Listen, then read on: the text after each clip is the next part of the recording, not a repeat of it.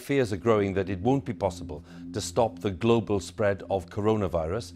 Health experts have warned that the chances of containing it are diminishing as cases appear in more countries. The coronavirus's rapid global spread has several countries scrambling to take emergency measures. Most recently, Japan, South Korea, and Italy have had a sharp increase in the number of cases. This novel coronavirus strain, officially named COVID-19 by the World Health Organization, was first discovered in Wuhan, China in late 2019. The outbreak was declared a public health emergency in February, and patients have tested positive for the virus in more than 40 countries on 6 continents. This virus has pandemic potential, and WHO is providing the tools to help every country to prepare accordingly. We saw this acceleration, which is now so obvious to everyone. You know, we started off with 25, 50, 100, several hundred, 1,000, 5,000, 10,000. So we had no idea where it was going. The situation was such that we already saw that the introduction into our country was through travel-related cases, and we had the capability of being able to identify, isolate, and contact trace the cases. We know that the coronavirus is a respiratory disease that can be spread when people come into close contact with each other.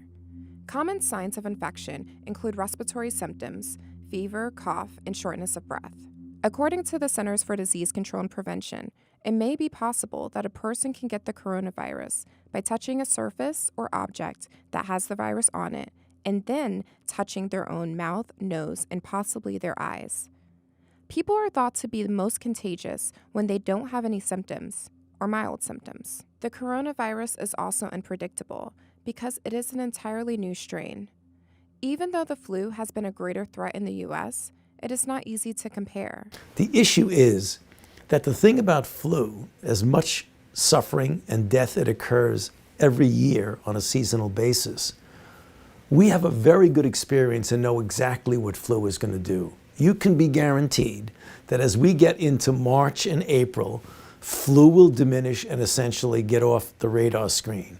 We have a good prediction of what the range and the bracket of the morbidity and the mortality is. So we know this is the unknown. Coronavirus is the unknown. We have no idea what its potential is, the direction it's going, or where it's going to end. And because of that unknown, it was felt that we needed to do something that in many respects was unprecedented. We also know which age groups are more susceptible to contracting the virus. So far, we're seeing mostly older people who are dying, which from a public health perspective is better than having it be younger, healthier people.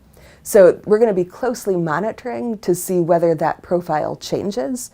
But for the time being, this is more like what we see with flu, where it's the immunologically compromised people who tend to be older adults who are most affected. The coronavirus can also be fatal to critical care health workers who are repeatedly exposed to the virus for an extended amount of time. The U.S. government enacted measures to contain the spread from China.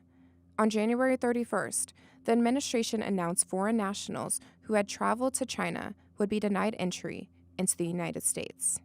The President has signed a presidential proclamation using his authority pursuant to Section 212F of the Immigration and Nationality Act, temporarily suspending the entry into the United States of foreign nationals who pose a risk of transmitting the 2019 novel coronavirus.